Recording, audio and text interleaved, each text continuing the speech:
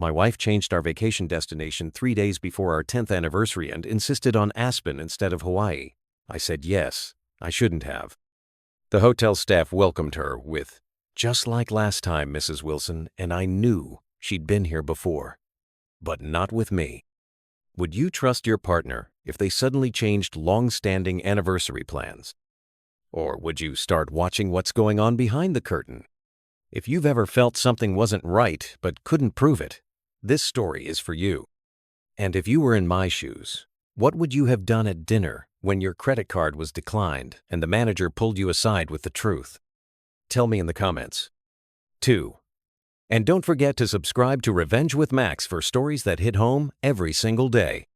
My name is Scott Wilson. I'm 39 years old, and I've been working as a senior landscape architect for over 15 years in Raleigh, North Carolina.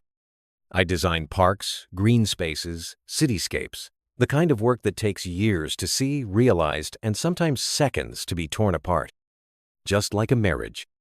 Vanessa and I had been married for 10 years. We met during a volunteer cleanup event at Lake Jordan.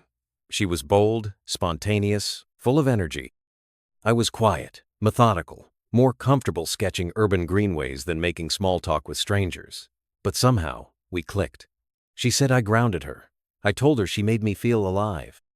For the first few years, we were inseparable weekend hikes, late-night drives, spontaneous road trips.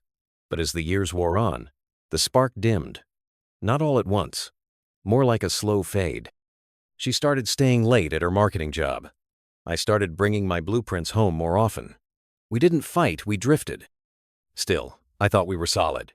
Every year on our anniversary, we'd take a trip Savannah, Sedona, even Paris one year when we scored a crazy flight deal. For our 10th, we'd been planning Hawaii, 2 weeks. A mix of beach, hiking, and just breathing again. I booked the flights a year out, reserved a private villa with a view of the ocean. Vanessa even helped pick out the excursion snorkeling, luau, a sunrise hike at Haleakala. Then, 3 days before departure, she dropped it on me. "I can't do Hawaii." I thought she was joking. "What are you talking about? It's all paid for." I know, she said quickly. "But I don't know, Scott. Lately, I've been having this weird thing. Like fear of flying over the ocean. Like a panic thing. I've been reading about it, and I think it's real." I just stared at her. "Since when?" She avoided my eyes. "It's been building. I didn't want to ruin anything, but I don't think I can do it." I should have asked more questions. I should have pushed. But instead, I said the words I'd always said to keep the peace. "Okay. So, what do you want to do?" She brightened instantly. "I was thinking Aspen." "Aspen? As in Colorado?" She nodded, excited now. "They've got this amazing resort I saw on Instagram. Cozy, spa, fireplaces. It's got a whole winter wellness theme. And I know it's last minute, but I found a deal." A deal? That turned out to be $200 more than our Hawaii trip. Canceling Hawaii cost us the full airfare and half the villa deposit. Rebooking Aspen was chaotic last-minute flights, expensive ground transfers, limited room options. But Vanessa insisted she needed it. She promised it would be worth it. "Let's make new memories," she said, curling into my side that night. "It'll be a fresh start." I wanted to believe her. I really did. So I nodded, kissed her forehead, and tried not to think about the pit growing in my stomach. 3 days later, we landed in Aspen. And that's when things got weird. The snow was falling in soft sheets as we pulled up to the resort, a towering stone and glass marvel nestled between frozen pines and powder-covered slopes. Everything looked like a postcard. But something felt off the moment we stepped inside. The lobby smelled of cedarwood and citrus. A fire crackled behind a polished granite hearth. A sharply dressed concierge greeted us before we even reached the front desk. "Welcome back, Mrs. Wilson," he said warmly. "It's wonderful to have you again. Everything's prepared just like last time." Vanessa froze for half a second. Then she laughed too quickly. "Oh, you must have me mixed up with someone else," she said, squeezing my arm. "This is our first time here." The concierge blinked, confused for a moment, then smiled politely. "Of course. My mistake." I didn't say anything. but I noticed the way Vanessa's hand tightened slightly around mine before she let go. At check-in, the receptionist handed Vanessa a welcome envelope with spa vouchers and room keys. "Same suite number," she said, smiling. "Fireplace is already lit. We've stocked the minibar with your preferences." "My preferences?" I asked. Vanessa gave a little shrug, then turned to the receptionist. "That's amazing. Thank you." On the elevator ride up, I asked quietly, "Are you sure you've never been here?" She didn't look at me when she answered, "I've just seen videos. Maybe it's their marketing makes everyone feel like a regular." The suite was beautiful, rustic, and modern at the same time. Exposed beams, heated floors, a wall of glass looking out over the mountains. It should have been romantic, should have felt like a dream. But my mind wouldn't let go of what that concierge said. "Welcome back, Mrs. Wilson."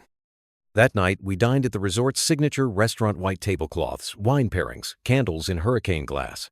The server brought Vanessa a glass of wine without her asking. "Your usual," he said with a smile. Vanessa laughed nervously. "You must have me confused with someone else." He looked momentarily puzzled, then nodded and walked off. I didn't say anything. Not yet. I wanted to give her the benefit of the doubt. Wanted to believe there was some mix-up. Maybe she looked like another guest. Maybe someone else had booked under her name. But when we returned to the suite, I noticed something else. The robe in the closet wasn't a standard issue. It had her initials embroidered on the sleeve V. W. Vanessa Wilson. That wasn't for marketing. That was personal. I didn't sleep much that night. Not because of the altitude or the jet lag.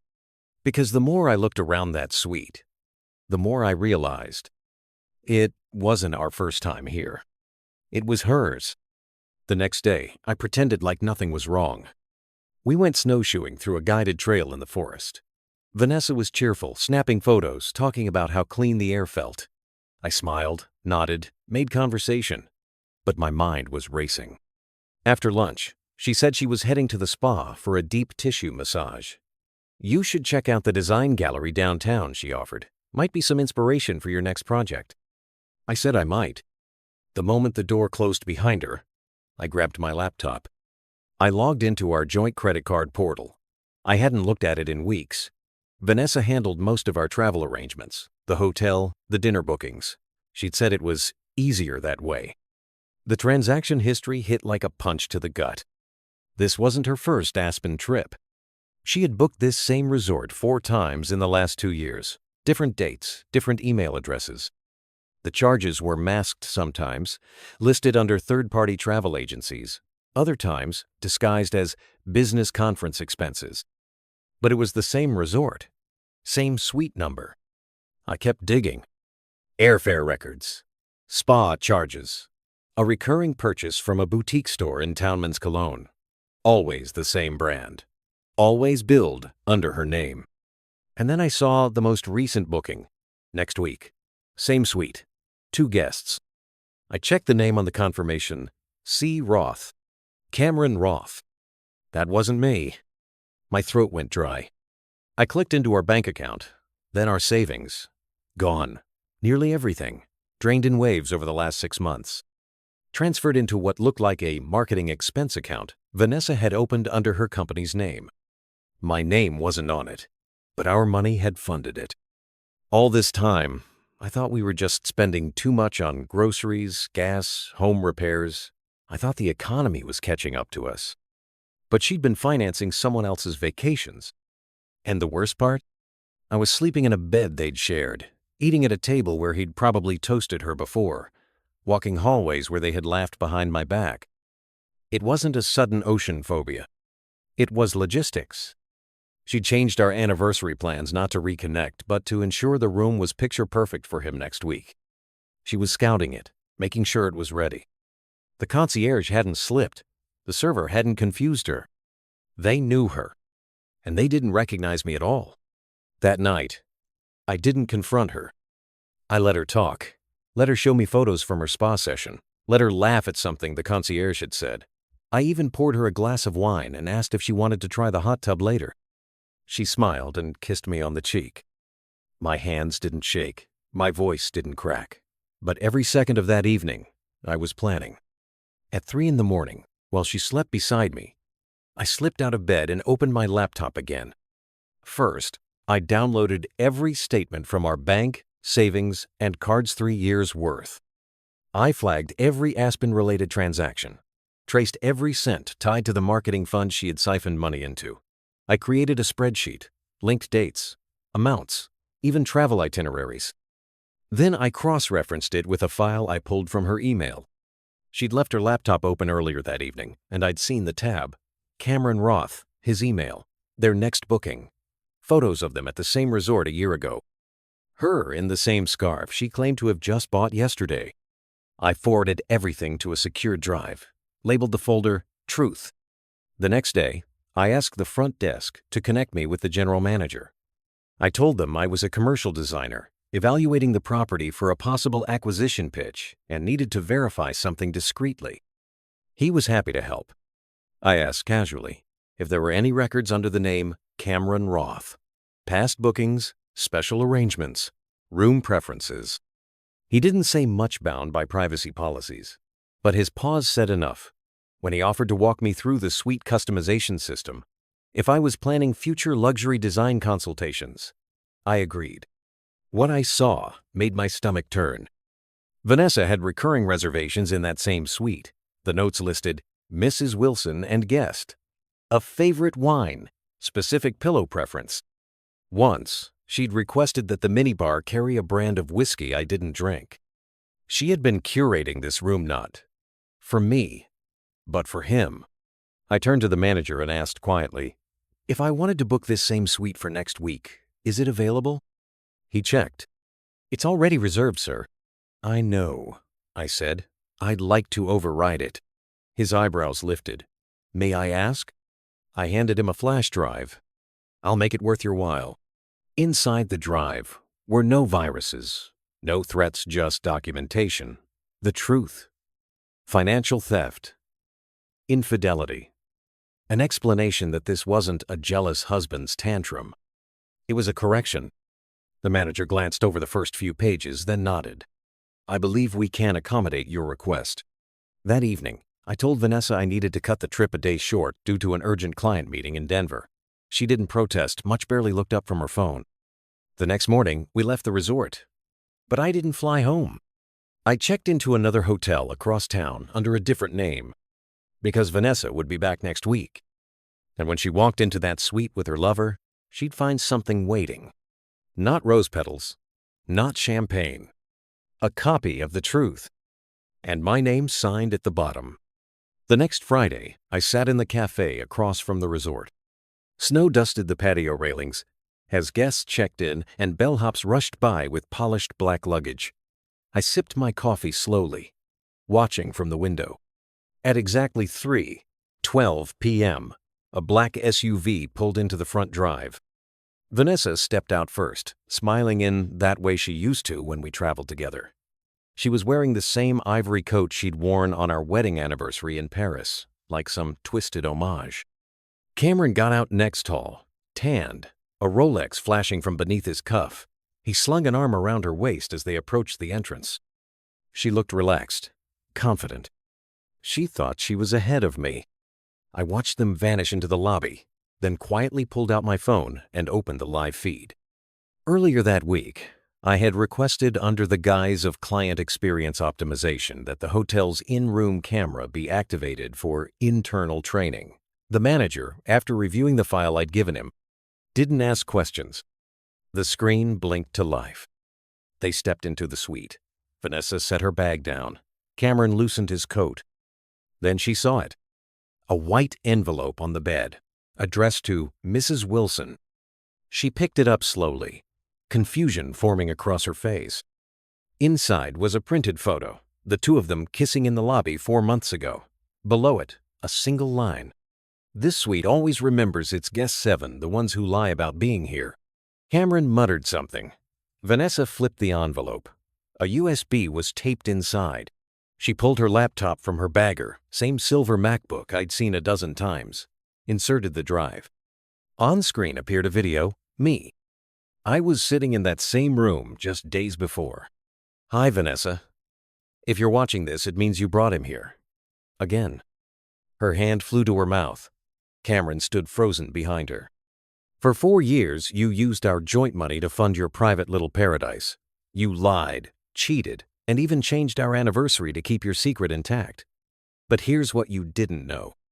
I listed the financial records, the transferred funds, the marketing shell account, the forged receipts, every lie I'd uncovered. Calm, clear, undeniable. And Cameron, I added, I hope the minibar has your whiskey. She always made sure it was stocked just for you. Vanessa slammed the laptop shut, her face twisted in panic. Cameron started pacing. They argued, loudly. I couldn't hear the words, but I didn't need to. I had already won. Because as they fought, my second move was already underway. While they were on the plane, I'd sent everything: bank statements, transaction logs, copied emails, timestamps of Aspen trips to her father, the CFO of her family's business. He was meticulous, brutal when it came to fraud, the kind of man who once fired his own cousin for falsifying mileage reports. Vanessa had used company funds to cover nearly $30,000 worth of executive retreat charges that had nothing to do with work and everything to do with weekends with Cameron. That very morning, she had been quietly removed from the company's internal portal, frozen out. Later that evening, as I sat back in my hotel room, I got the final update. A message from the hotel manager.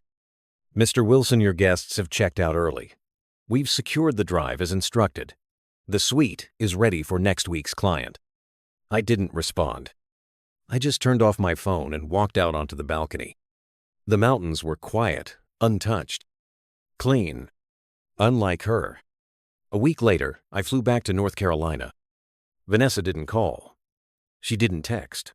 I think she knew there was nothing left to say. I filed for divorce the following Monday. My attorney said it was one of the cleanest cases he'd seen uncontested, with documented financial misconduct and digital evidence of infidelity. Vanessa had no leverage, no legal footing, no more secrets. She tried to negotiate, of course. A late-night email titled, "Let's Talk Like Adults." She wanted to explain. Said she was lonely, that I'd been distant, that she'd made mistakes but never stopped loving me. I didn't reply. Her father did the rest. He pressed formal charges for misappropriation of company funds, quietly but decisively. She was removed from the board. Her office was emptied overnight. The family name their brand had to be protected. Cameron disappeared from her life shortly after. According to a mutual acquaintance, he'd ghosted her as soon as the credit cards stopped working.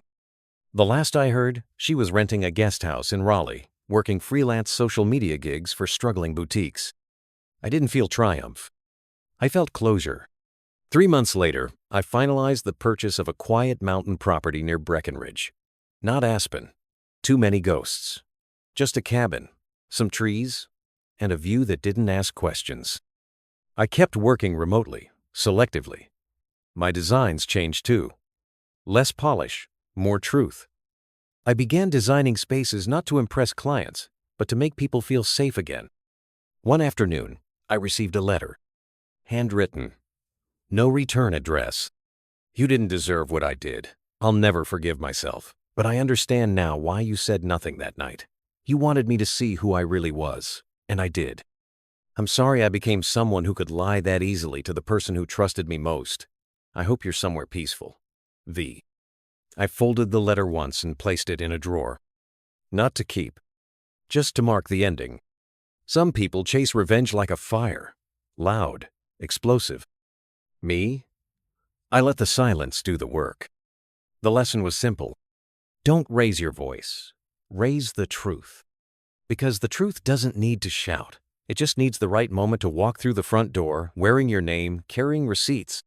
And when it does, even the best lies collapse quietly. What did you think of this story? If you were in Scott's shoes, would you have confronted her earlier, or waited like he did? Let me know where you're watching from in the comments. And if you believe Scott did the right thing, vote Team Silence. Don't forget to subscribe to Revenge with Max for a powerful new karma story every single day.